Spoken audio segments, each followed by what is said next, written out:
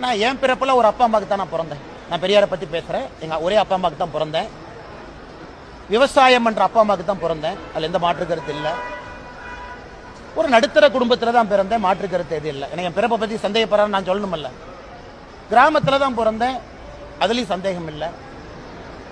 இதுவரைக்கும் ஊழல் எங்கேயும் பண்ணதில்லை. அதுலேயும் சந்தேகம் இல்லை. வீட்டுக்கு என்ஃபோர்ஸ்மெண்ட் டைரக்டரேட் வந்து கடப்பாறை எடுத்துகிட்டு வந்து ரைடு பண்ணல. அதுலேயும் சந்தேகம் இல்லை. நீங்கள் ரைடு அடிக்கும் போது பையன் போய் துபாயில் உட்கார்ந்துருக்கிற அளவுக்கு ஒரு பையனை நான் பெக்கல. அதுலேயும் எனக்கு சந்தேகம் இல்லை.